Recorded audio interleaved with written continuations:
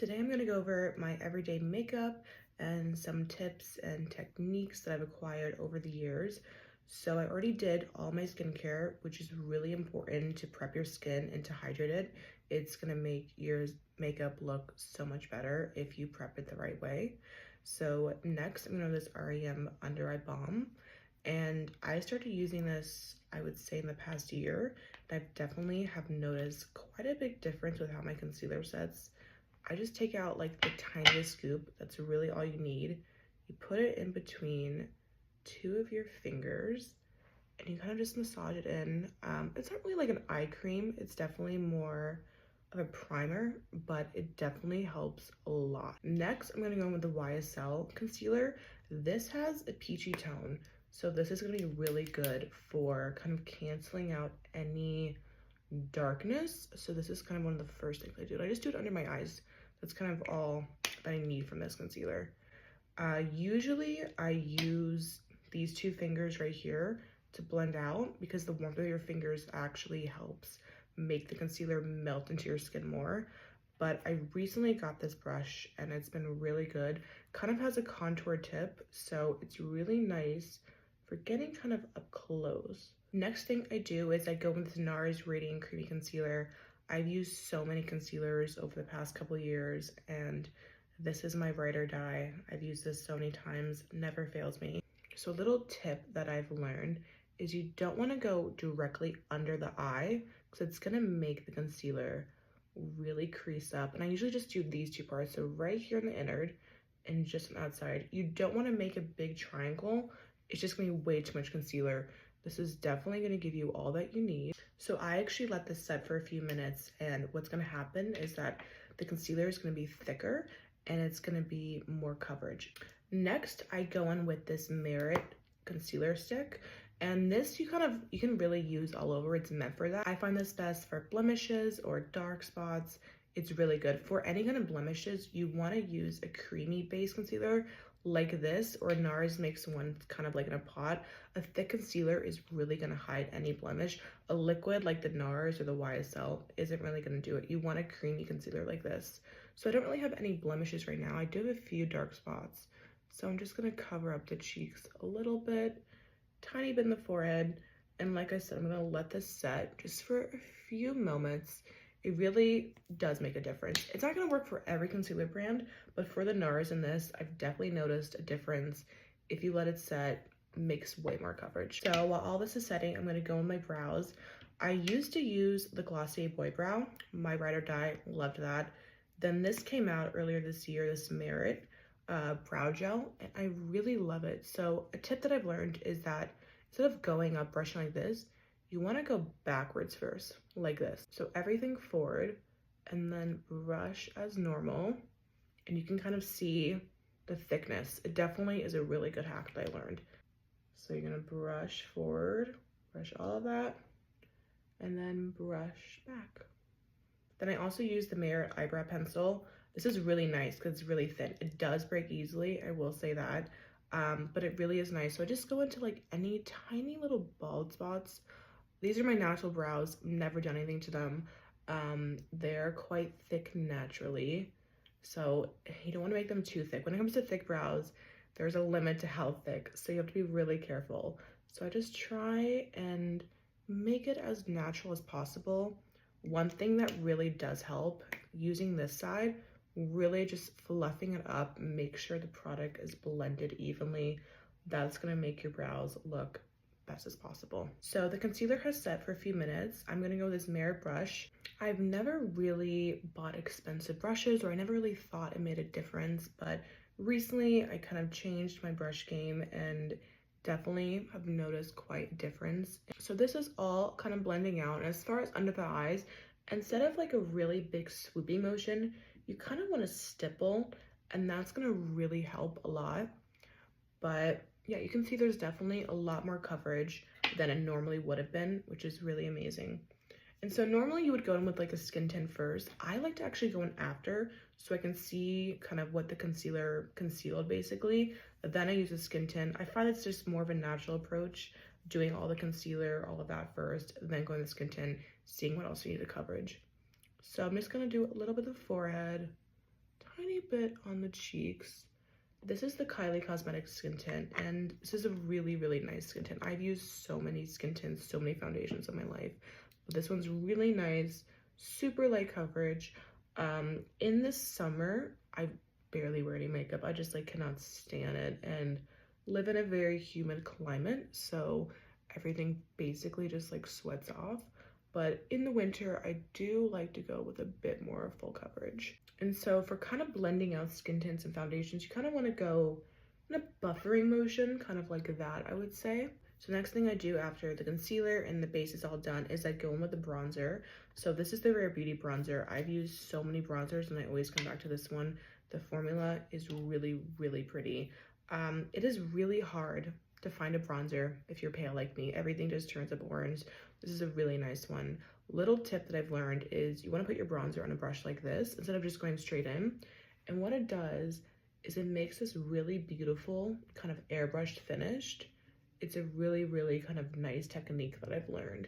It wasn't until recently I kind of learned the difference between bronzer and contour. I think a lot of people still don't really know the difference. So this is a bronzing stick, meaning that it is going to bronze up your face. It's going to warm up your face. Contour is more of an ashier tonage. So think of it kind of like hiding, you know, putting the shadows, making things smaller, versus a bronzer is just really going to warm up your face. And I don't really use that much bronzer or contour, but I did think it was kind of interesting because a lot of people don't know the difference of it. And I also like to put a bit on my eyelids. I think it's a really just pretty natural kind of finish and tone that it gives the eyes naturally. Then I'm going to with my Charlotte Tilbury contour wand. I love these Charlotte Tilbury wands. I have all the different ones, the blushes, the highlights. So I'm just going to go the nose a little bit right there, and then just at the tip like that. With the same brush that I did the concealer before, I'm just going to blend it out. We kind of want to do a stippling motion when it comes to your nose contour. So something like this. Okay, once that's done, I'm gonna go back in with the concealer. Just gonna do the bridge just a little bit right here, so you get that really nice definition of the nose. Gonna blend in again. Okay, now I'm gonna go with my Charlotte Tilbury powder. Use so many powders. I always come back to this one. It is just so lightweight, sets your concealer and foundation perfectly. So I use a powder puff and I just go directly under the eyes. That's where everyone creases the most, so I make sure I get that first. Do a little bit on the forehead, just anywhere that you might get a tiny bit oily or too much shine. Then I'm going to take this Huda Beauty loose powder. This is in the shade Cherry Blossom, and this is pink undertone. So basically that's really going to help, like the YSL concealer, conceal any of that darkness versus more of an orangey or peachier tone. So I'm going to take a little bit on my powder puff. I'm going to go right along the nose, so it's really nice and contoured. Then I'm just going to go right on the ends of the eyes. So I'm going to let this sit for a few minutes, and then I'm going to do eyes next. So I don't really do that much with eyes. It really depends on the day to day. In the winter time, I like to do kind of more glitter, more sparkles for Christmas and everything. But as far as my everyday, I really love this REM liquid eyeshadow. Love this. It is just so nice. This is a really nice tone. I like this a lot. You just need one dab. This thing is so pigmented. I'm going to take a big fluffy brush like this, really just kind of focus it more in the crease, I would say. One thing I learned about makeup and just everything in general is that it's really about emphasizing what you like the most about your features. So for me, I want to emphasize my eyes and my lips the most. I like those features the most on me. So it really takes a lot of time to know what makeup suits your face the most. It just takes so much trial and error, I would say. And also color tones are so important. I don't think people really realize that enough. Like for me, my skin and like makeup in general, I look best in reds and mauves. I stay away from like peaches or orange kind of colors. They really don't go well with my skin tone at all. I'm more of a winter palette, so berries and reds and all of that looks really good. As far as the eyes, I do like kind of a warmer eye. It really depends. I do have green eyes, so kind of purple eyeshadow sometimes as well helps bring that out. It's all about color theory. There's so many videos online that I've researched when I was young, all about color theory and how it works with your skin. And like I said, it truly is just a matter of trial and error. That was kind of a lot on my eyelid. Like I said, really pigmented. So I'm gonna go in this Chanel eyeshadow palette. I'm gonna use kind of another big fluffy brush, not as dense though, a little bit looser. I'm going with this really light shade. Kind of gonna put that all over the lid. It's a bit too much. It's okay though. I'm gonna go with some darker shades. I'm gonna mix these two together a little bit. I'm gonna right in that crease again, just a little bit for definition. So I have like round almond eyes, and kind of like what I've said before, everything truly depends on your features. So for me, I like to make more of a cat eye shape. So I focus on kind of the outer edge right here. If you want to be more round-eyed, you're gonna really go back and forth like this, but I kind of focus more on the edge. Okay, next I'm gonna go with the Charlotte Tilbury eyeshadow palette. I'm gonna pick up this color right here. This is a really pretty kind of glitter shade. Right on the lid like this. And I use a flat brush like this. This is really gonna be nice to kind of just pack on the pigment.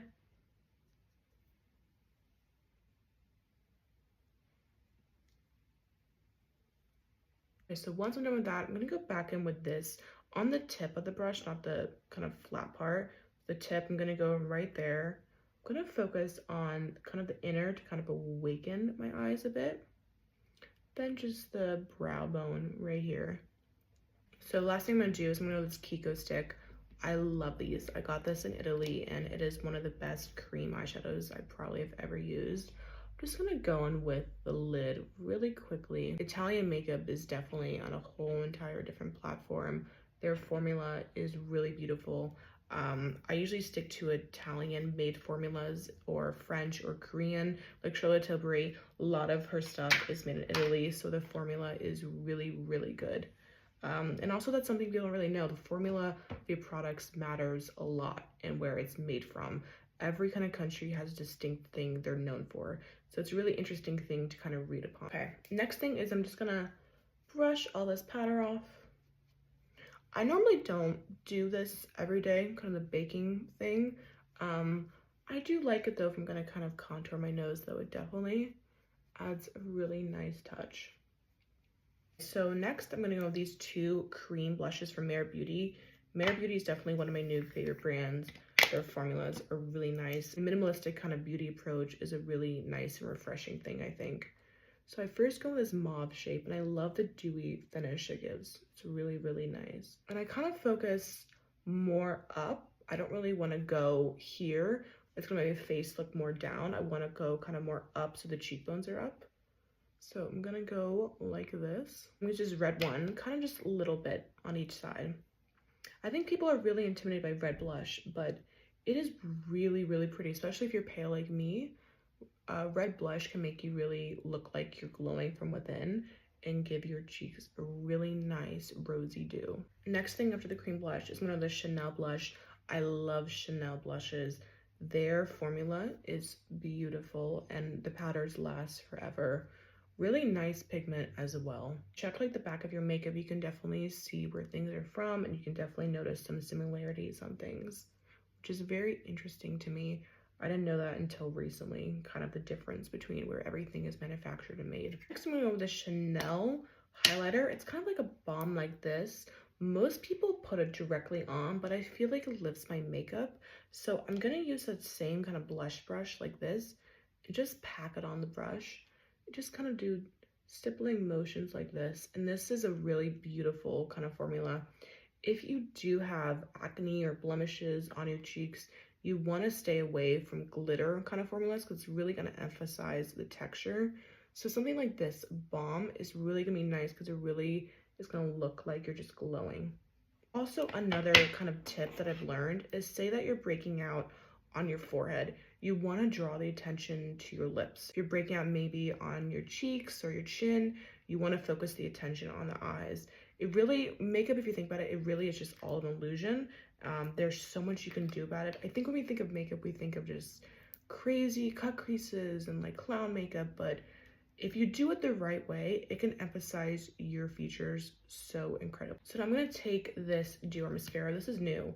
I love a big brush like this. I had a mascara that I got in Italy a year ago, and I've not been able to find a brush as big as it. So this is kind of similar. Then I take this little gadget that I got. This has really helped a lot. If you have kind of like short but a lot of lashes like me, and it's really hard to kind of get them up, this is really nice. So you put it like this. It's a little bit intimidating, but I swear it's fine. You're really kind of gonna tease the root almost, just like that. It makes it so much easier. Mascara can also change your eye shape a lot. If you want to be more round-eyed, you're gonna go all around, so kind of like that. But if you want more of a cat eye or like fox effect, you're gonna focus really on the outside and very minimal on the inside. I kind of grew up in the prime YouTube era of beauty gurus, but I never really was interested in like the beauty guru community. I was really interested in the makeup artist community. So like Wayne Goss and Lisa Eldridge, they really helped me with technique and just understanding face shapes and color theory and tonage. And I really recommend, if you want to know more about how to do your makeup for your face shape, follow videos of makeup artists, not really makeup gurus, because they really get into the scientific kind of facts about it. So once that's done, I use this telescopic mascara from L'Oreal. I don't use much drugstore makeup, but there are some things drugstore that's actually really hard to find, high end, and this is one of them. This is probably one of the best mascaras I have ever used. I really prefer kind of volume mascaras over length, because I do find length can make things just like not look good on the eyes, but a mixture like this really works well together. And I also like this mascara a lot for the bottom lashes. It's really pretty. I find teasing the root like this helps a lot. Really makes your lashes kind of glide and makes them much larger. So the next thing I'm gonna do is my lips. So one little tip that I also learned is, if you take kind of a bronzer or contour, doesn't really matter which one for this, you're gonna go right under the lip like this. It's really gonna help kind of create shadow, make your lips look much larger. Blend it out just a little bit. It's kind of an interesting trick that I've learned that I really do feel like helps a lot. So I do have a double lip line, which is kind of hard to overline sometimes, but I've kind of figured out a good solution for it. So I'm gonna take this Makeup Forever Wearable Walnut, and I'm just gonna go right in the center down here. I'm just gonna connect it normally like I would. You don't wanna go overlining right here or right here, because it's gonna look really fake. You wanna go right here. Right in the middle. Connect as usual. Then for the top, my Cupid's bow is always really hard to overline, so I go kind of just a little bit over. Just a little bit, like you can kind of see right there. What kind of gives it away if you overline your lips is if you do it kind of like I said, right here, it makes it look really fake really fast. So this is kind of a good tip. Just go right in the center. Always just remember right in the center. And you want to accentuate the Cupid's bow just a bit if you're prominent as mine. Next, I'm going to take the Chanel lip liner. I'm just going to kind of fill in the sides a little bit to add a little bit of depth. Lips for me, I change every single day. It's never consistent. I would say I have more lip products than anything. I think it's just really fun. I don't know. I've really just tried to find a good formula of like every day, and it's hard to find because everything is just made so differently. So every day I just have a new thing. Nothing is ever consistent, but I try and stay in the same tones, like mauves. I find it looks best. And also kind of what I've said before about the whole entire tonage and color theory things, that really also matters a lot to lips, because I found that certain kind of tones make your teeth look whiter, make it look grayer, make it look yellow. So it's really important. For me, I try and stay more the cool tone family. So even for reds, I have more of a blue red more than an orange red. And that really helps kind of make your teeth look white and make everything look even in your face.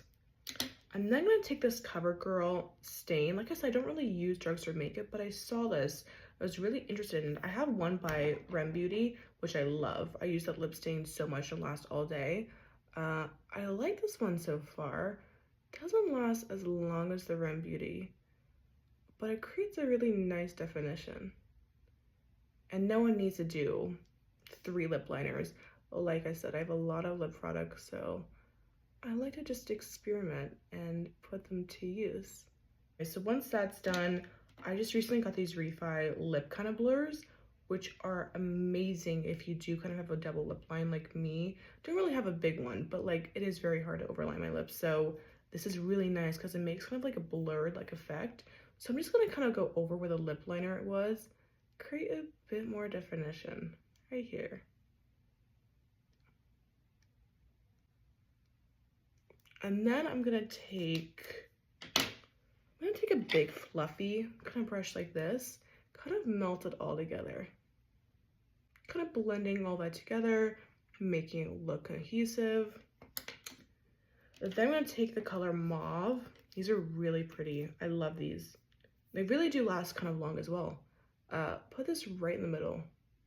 I'm going to take the Chanel lipstick and Marie, little on the center, just a dabbing kind of motion. I also really love doing my makeup based off what I'm wearing. It's really nice to just see the color palette, see what you're doing. So today, since I wore like a gray sweater, I wanted more of like a brown smoky eye with like a mauve lip. This is kind of what I do every day because I do find that it really complements my features, but it also is kind of nice to see what you're wearing and how to kind of complement that. Last thing I'm going to do is I'm going to use this Dior lip oil. There are so many dupes for this, but I have not found one that's exactly like this. Definitely is more on the pricier side, but some things you just can't dupe, I find. So this is the finished makeup look. This is kind of what I do on a day-to-day basis. Like I said, it really just depends on the day and what I'm wearing and what the mood is. Some days I do go a bit heavier in the eyes.